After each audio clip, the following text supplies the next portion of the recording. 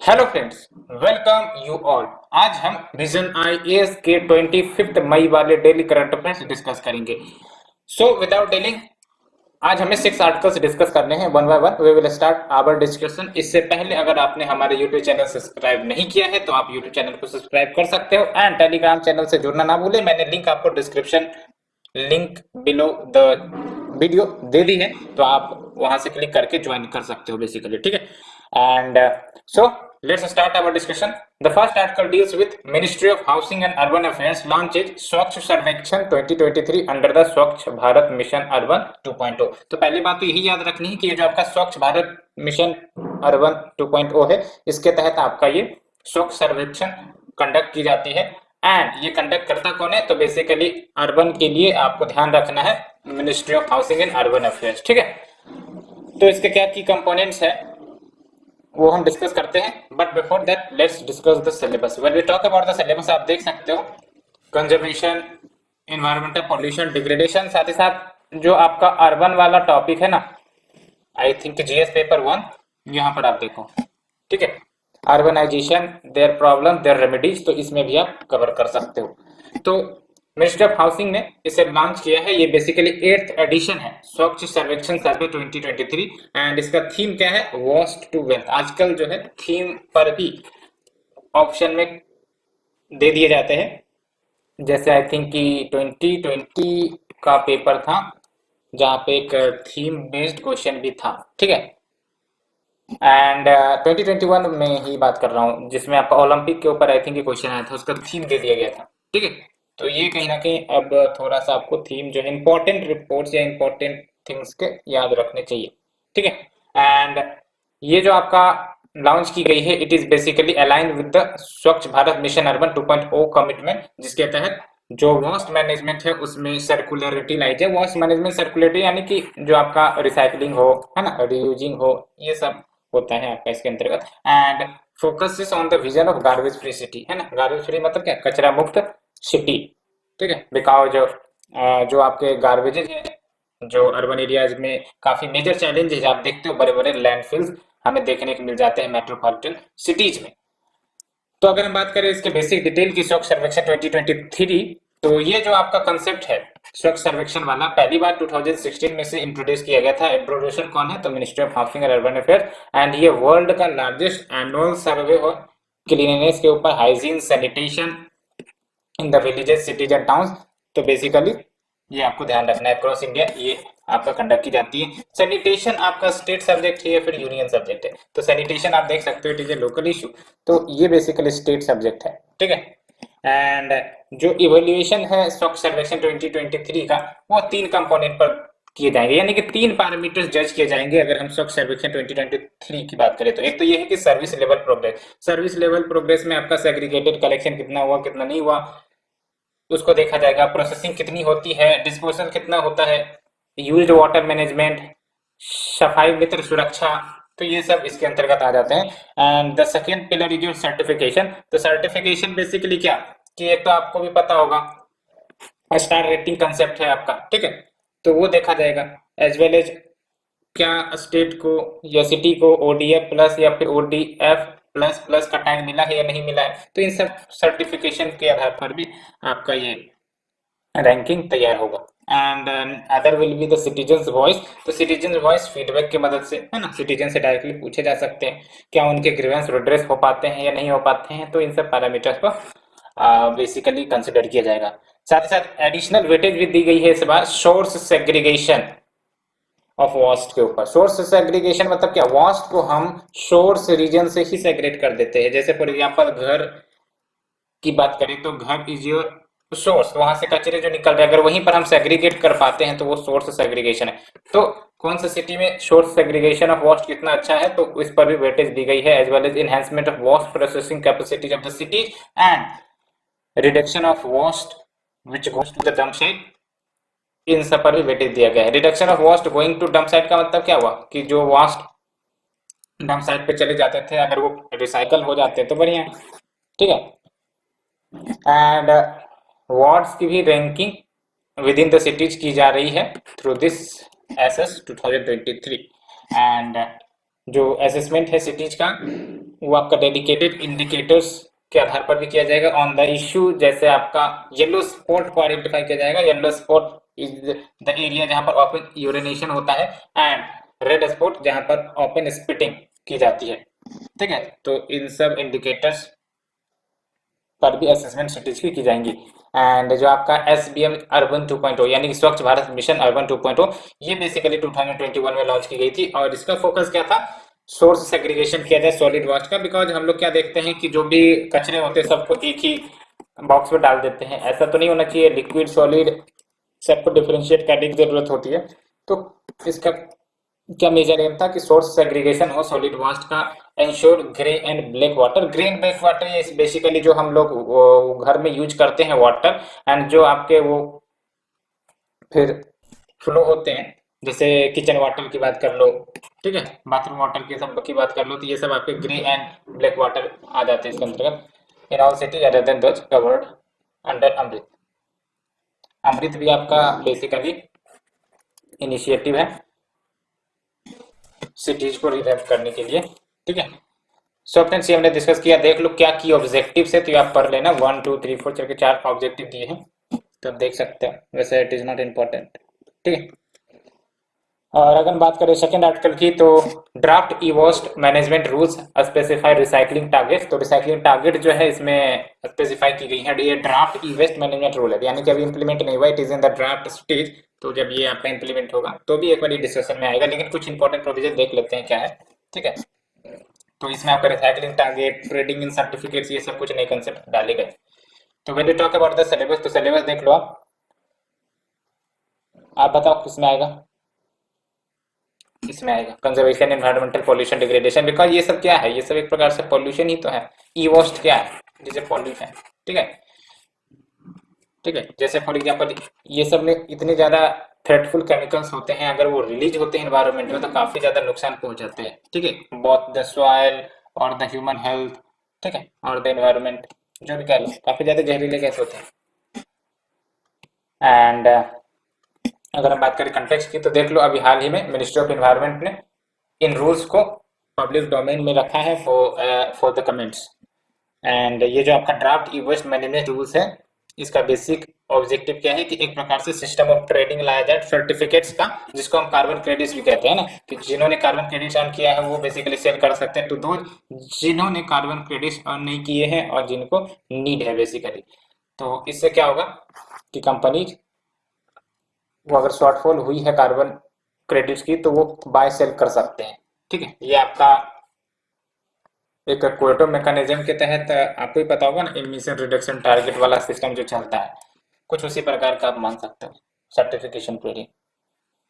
And अगर हम बात करें की प्रोविजंस क्या है इसके, तो पहली बात तो ये कि ये जो आपका ड्राफ्ट रूल लाया गया है, it has been brought under the power, जो सेंट्रल गवर्नमेंट को कंफर्म किए गए हैं, यानी कि सेंट्रल गवर्नमेंट ने लेकर आया। दैट इज, मैंने अभी बात की, अभी एनवायरमेंट मिनिस्ट्री लेकर आया, और एनवायरमेंट मिनिस्ट्री ने इसे जो लेकर आया है वो कौन से एक्ट के तहत लाया गया है, इस रूल्स को या फिर इस ड्राफ्ट रूल्स को बनाने का पावर कौन से एक्ट से मिला है सेंट्रल गवर्नमेंट को, तो एनवायरमेंट प्रोटेक्शन एक्ट 1986 के तहत। ठीक है, और इस प्रकार के क्वेश्चन पूछे जाते हैं।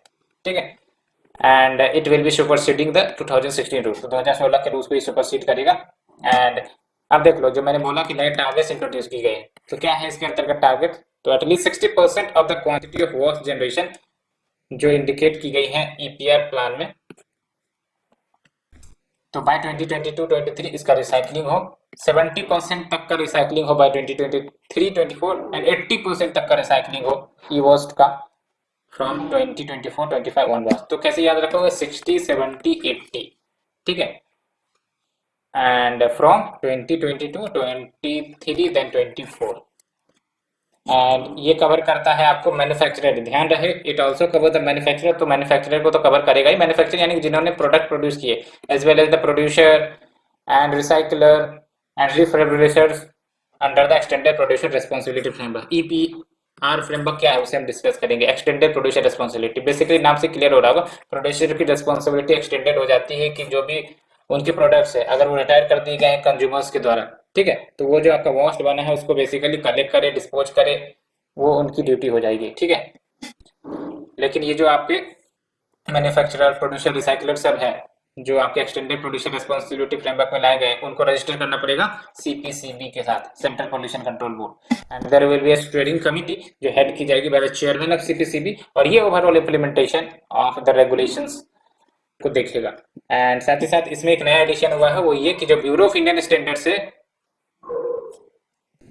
उसको भी ऐड किया गया है in the list of certain authority, जिनको जिम्मेदारी दी गई है कि ये रिफर्बिश्ड प्रोडक्ट्स के स्टैंडर्ड्स इशू करे, है ना। जैसे स्टैंडर्ड्स हम क्या देखते हैं कि हाँ भाई साहब रिफर्बिश्ड प्रोडक्ट्स अगर तैयार किए गए तो उसके क्या स्टैंडर्ड्स हो, तो वो इशू कर सकता है। तो it adds the BIS and also it lays down A system of company जो सिक्योर करेंगे एक्सटेंडेड प्रोड्यूसर रिस्पांसिबिलिटी सर्टिफिकेट्स को।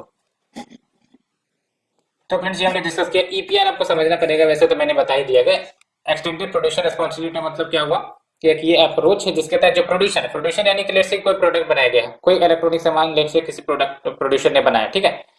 एंड अब वो कंज्यूमर के पास गया, कंज्यूमर ने उसे यूज किया, अब उसको बेसिकली उसको रिटर्न कर दिया। तो वो प्रोडक्ट जो रिटर्न करे जा रहे हैं तो फिर वो तो एक प्रकार से वेस्ट बन जाएगा, तो उसको बेसिकली कलेक्ट, डिस्पोज या ट्रीटमेंट करने की जिम्मेदारी जब प्रोड्यूसर पास ही आ जाती है तो उसको हम कहते हैं एक्सटेंडेड प्रोड्यूसर रिस्पांसिबिलिटी, ठीक है। और इस पर क्वेश्चन बनी है बेसिकली प्रीलिम्स में।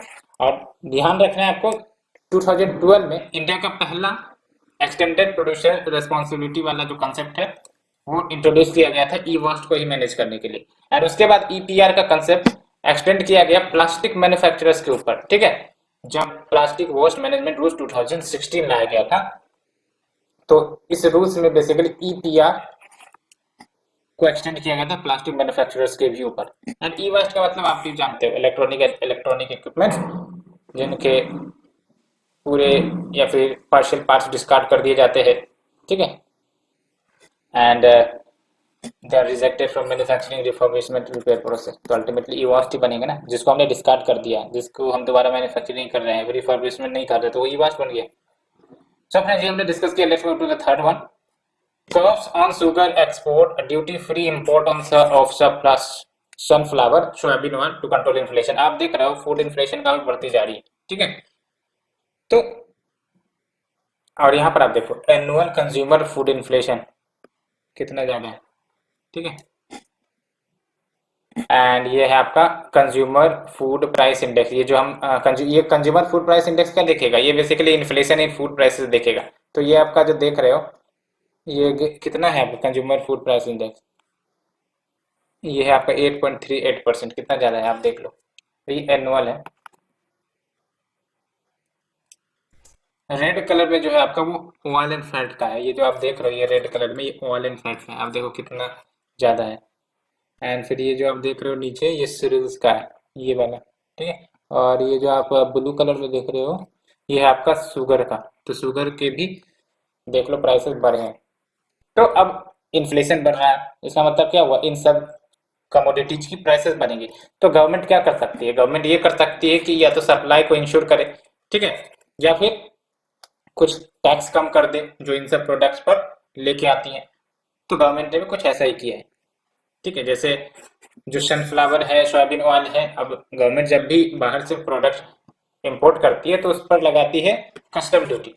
तो अभी क्या है कि इसको फ्री कर दिया गया है, यानी कि ड्यूटी फ्री इंपोर्ट होगा सनफ्लावर सोयाबीन ऑयल का। तो जाहिर सी बात है जो कॉस्ट है, जो प्राइसेस है इन प्रोडक्ट्स है वो हमें कम देखने को मिलेंगे। तो ये बेसिक कंसेप्ट है, इसको समझने में ऐसा कोई बात तो है नहीं, बड़ी बात। तो हम देखेंगे कि आखिरकार ये कारण क्या है इन्फ्लेशन का, बट उससे पहले सिलेबस देख लो, Indian economy issues related to planning, mobilization of resources, development and employment, ठीक है। तो अभी आपका इन्फ्लेशनरी प्रेशर बढ़ रहा है। इन्फ्लेशन मतलब क्या, general rise in the prices of the commodity, उसको हम इन्फ्लेशन कहते हैं। इन्फ्लेशन पर मैंने तीन तीन जो हमारा 18 मई या फिर 17 मई का आर्टिकल, उसमें अच्छे से इन्फ्लेशन को कवर किया है, तो आप उसमें भी इन्फ्लेशन को समझ सकते हो बढ़िया से, WPI CPI सब के बारे में, ठीक है। तो आप उसे विजिट कर सकते हो। तो गवर्नमेंट ने क्या क्या किया है, तो कस्टम्स ड्यूटीज को एग्जम्प्ट कर दिया है, एज वेल एज जो एग्रीकल्चर इंफ्रास्ट्रक्चर डेवलपमेंट सेस भी एक प्रकार से क्या है, टैक्स ही है। तो इन दोनों को एग्जम्प्ट किया है on the import of crude oil and sunflower, crude oil नहीं है, क्रूड सोयाबीन है, and sunflower for the next 2 year, तो अगले 2 सालों तक इस पर कस्टम ड्यूटी एंड ये जो सेस है आपका नहीं लगेगा। तो इससे होगा क्या, तो प्रोडक्ट की जो प्राइसेस है वो कम हो जाएंगी, तो कहीं ना कहीं इन्फ्लेशन जो है कंट्रोल होगा। इस प्रोडक्ट के लिए। एंड साथ ही साथ देख लो शुगर के एक्सपोर्ट जो भारत करता था उसमें भी लिमिट लगाई गई है, ठीक है। अब आप सोच रहे होगे कि इस पर लिमिट लगाने से कैसे हमारा इन्फ्लेशन कर्व होगा। तो आपको ही पता है इन्फ्लेशन राइज होने के कारण क्या हो सकते हैं। एक तो ये है कि सप्लाई कम हो जाए। अब शुगर के प्राइस लेट से बढ़ रहे हैं और हम ज्यादा से ज्यादा एक्सपोर्ट कर रहे हैं, तो डोमेस्टिक कंट्री में उसकी अवेलेबिलिटी कम पड़ जाएगी ना। तो कम पड़ जाएगी तो इसका मतलब क्या हुआ कि जो आपके प्राइसेस है वो बढ़ जाएंगे। तो ये सिंपल सा कंसेप्ट है। दैट्स व्हाई शुगर के एक्सपोर्ट को लिमिट कर दिया गया है, सो दैट हमारा जो डोमेस्टिक सप्लाई बनी रहे और ये आपका प्राइस राइज ना करे। तो अभी फिलहाल 10 मिलियन मेट्रिक टन ही हम एक्सपोर्ट कर सकते हैं, ये लिमिट गवर्नमेंट ने लगा दी है। और ये जो आपका करंट फूड इन्फ्लेशन है वो क्यों हुआ है, तो इसके लिए कुछ वेरियस रीजन जिम्मेदार है। पहली बात तो यही कि सप्लाई शॉक्स आई है, यानी कि सप्लाई साइड की ही तरफ से दिक्कतें आई है, सप्लाई भरपाई नहीं हो पाई है। कैसे? बेसिकली जो कोविड 19 पेंडेमिक आया था तो आपको भी पता है जो डिमांड था प्रोडक्ट्स की वो काफी कम हो गई थी, ठीक है। तो जो प्रोड्यूसर है वो भी कम ही प्रोड्यूस कर रहे थे। लेकिन जब पोस्ट कोविड पैंडेमिक रिकवरी हुई तो एब्रप्ट राइज हुआ डिमांड में।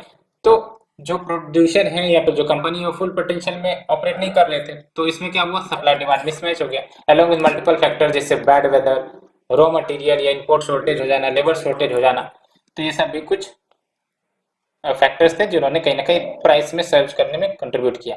As well as export curbs, बहुत सारे देशों ने बेसिकली टेम्पोररी बैन लगा दिया था कि हमारे यहाँ से प्रोडक्ट एक्सपोर्ट नहीं किए जाएंगे। तो इसके कारण क्या हुआ, ग्लोबल लेवल पर सप्लाई शॉर्टेज हो गई, ठीक है। जैसे टेम्पोररी बैन लगा दिया गया है पाम ऑयल एक्सपोर्ट्स के ऊपर बाय द इंडोनेशिया, ये भी हमने आर्टिकल में डिस्कस किया था। And rising oil prices and other inputs, तो ये सब क्या है, ऑयल प्राइसेस बढ़ना या फिर अन्य इनपुट्स के प्राइसेस बढ़ना, तो ये सभी कहीं ना कहीं कॉस्ट में इजाफा करता है, तो इसके कारण प्रोडक्ट के प्राइसेस बढ़ जाते हैं। एंड रशिया यूक्रेन वॉर की ही बात कर लो, देख लो। तो वैसे इंडिया आपको ध्यान रखना है food grains plus surplus. Food grains में तो जैसे आपका ग्रीन रिवोल्यूशन भारत में आया था तो फूड ग्रेन सरप्लस हो गया, साथ ही साथ शुगर में भी सरप्लस है, यानी कि शुगर और फूड ग्रेन्स के लिए दूसरे देश पर भारत आश्रित नहीं है। तो इंडिया सरप्लस है फूड ग्रेन्स एंड शुगर के ऊपर। बट बहुत सारे कमोडिटीज पर हैवीली डिपेंड करता है भारत, जैसे एडिबल ऑयल्स की बात करें तो इस पर काफी ज्यादा डिपेंडेंसी है भारत की। ह्यूज मात्रा में इंपोर्ट किए जाते हैं।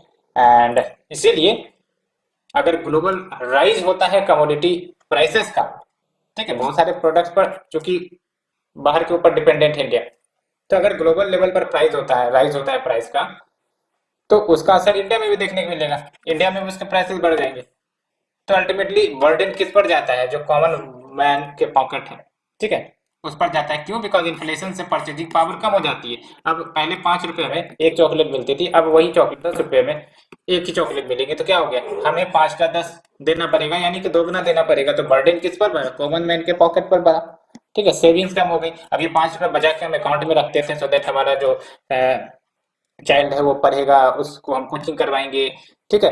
तो वो सेविंग कम हो जाने के कारण और भी डिफरेंट सेक्टर पर असर पड़ जाता है। तो other steps taken to control the food inflation, अन्य क्या स्टेप्स लिए गए हैं, तो एक्साइज ड्यूटी कट की गई है पेट्रोल और डीजल पे, ये हमने देखा ही, ये 2-3 दिन पहले की न्यूज है। साथ ही साथ प्राइवेट व्हीट एक्सपोर्ट्स पर भी हमने कब लगाए हैं, क्योंकि व्हीट की भी कहीं ना कहीं सप्लाई कंस्ट्रेंट चल रही है because of the Russia Ukraine war, और व्हीट के लिए लार्जेस्ट एक्सपोर्टर भी है रशिया, ठीक है। सो फ्रेंड्स, ये हमने डिस्कस किया। Let's move to the next article. Fourth quad leaders Tokyo summit 2022 concluded. तो अभी आपका ये समिट कंक्लूड हुआ है और ये काफी इंपॉर्टेंट है बिकॉज 4 इंपॉर्टेंट नेशन के लीडर्स मीट किए हैं। क्वाड का मतलब क्या हुआ, 4, और ये 4 कौन है, इंडिया है, जापान है, यूएसए है और ऑस्ट्रेलिया है, ठीक है। तो ये क्वाड है ना, क्वाड्रिलेटरल टाइप का व्यू पॉइंट आप देखो। तो क्वाड को डिस्कस करने से पहले पहले तो सिलेबस देखते हैं, उसके बाद बेसिक डिस्कस करेंगे हम लोग। तो when we talk about the quad, तो article number 4 will be covered under the bilateral regional global groupings and agreements involving India and affecting India's interest। तो क्वाड की बेसिक को जानते हैं। ये जो आपका क्वाड का कंसेप्ट है जिसका फुल फॉर्म है क्वाड्रिलेटरल सिक्योरिटी डायलॉग, और ये इनफॉर्मल, ध्यान रखना, it is an informal strategic dialogue between the Australia, India, Japan, USA.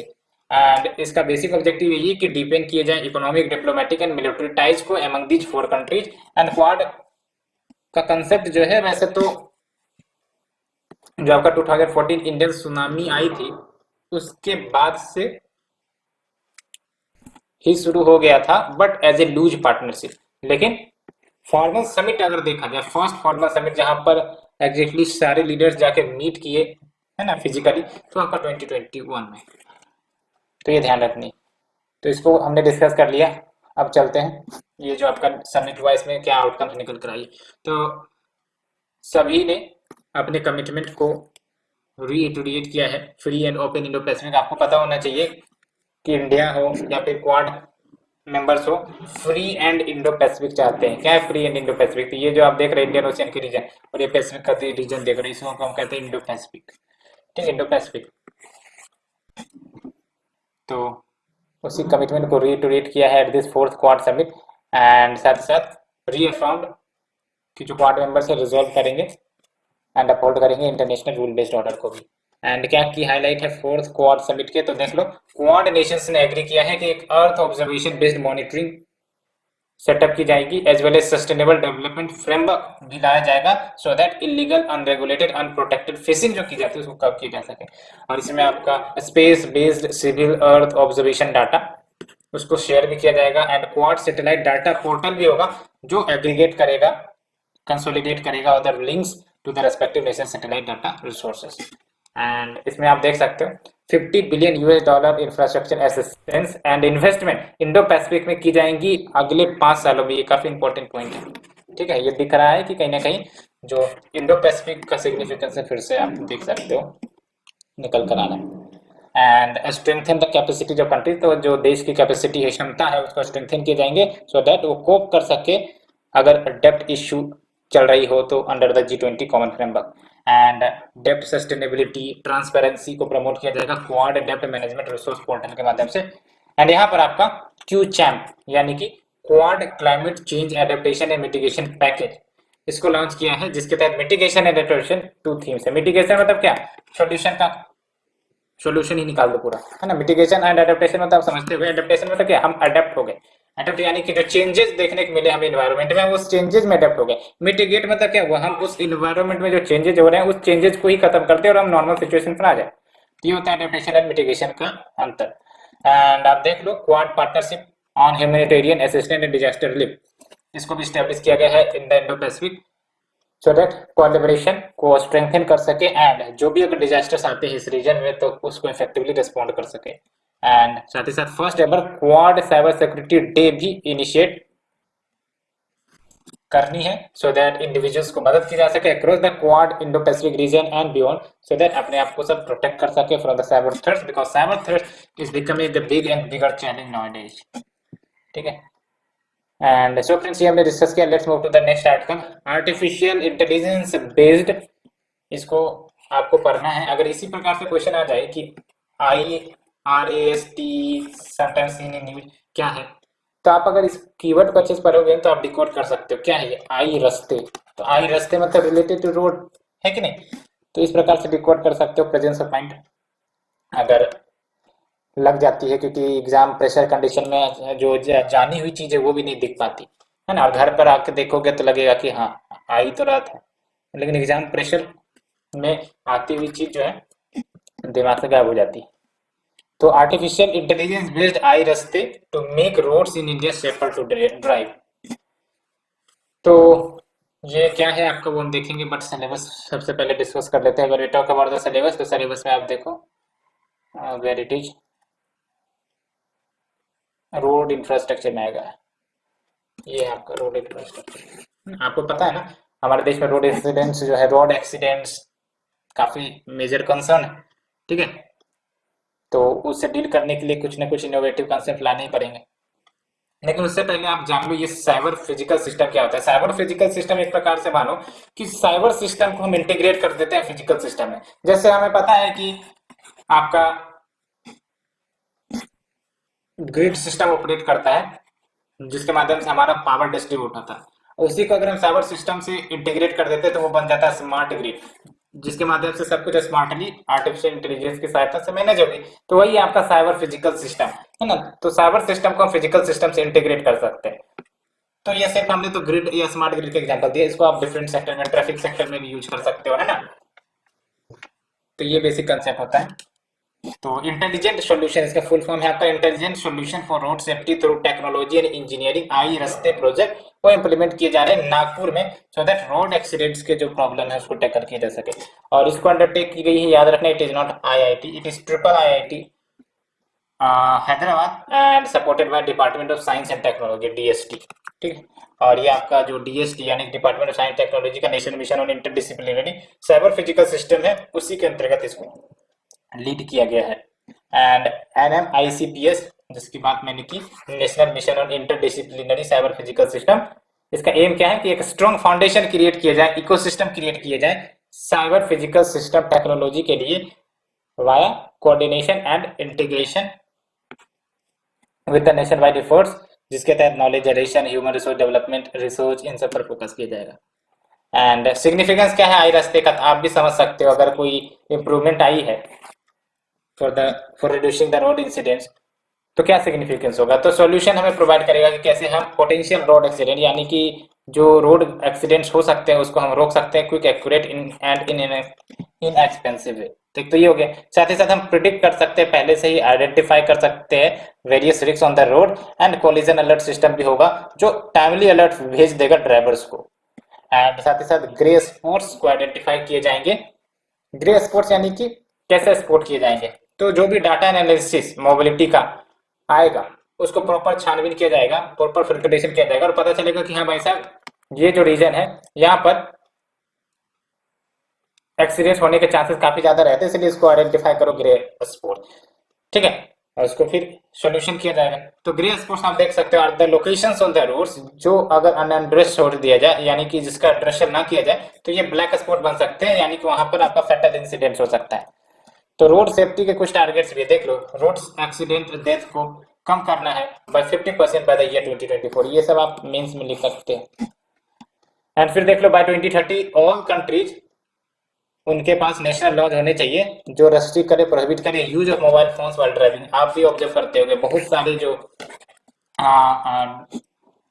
वाहन चालक होते हैं वो रास्ते में मोबाइल फोन यूज करेंगे, है ना, तो इन सब के कारण भी रोड एक्सीडेंट्स देखने को मिलते हैं, बिकॉज कंसंट्रेशन डाइवर्ट हो जाती है। ठीक है, and by 2030 all countries accede to one और मोर और core road safety related UN legal instrument, यानी कि जो भी UN की core road safety related instruments है उसमें से मिनिमम एक तो एक्सेप्ट करे ही जो भी देश है, ये बात है। And steps taken for road safety India, Bharat में क्या स्टेप्स ली गई है, तो एक तो है आपका लैंड रोड नेट जिसको हम LR नेट कहते हैं, और ये न्यू फ्रेमवर्क है जिसमें आपका इंटीग्रेटेड मैकेनिज्म होगा which will consider lane and road parameters using deep learning, और इसको डिजाइन किया गया to address the problem of Indian roads. And India signatory है यूनाइटेड नेशन के ब्राजीला डिक्लेरेशन, यहाँ से 2-3 बात निकल कर आती है। एक तो ये कि ब्राजीला डिक्लेरेशन किसका है, UN का है।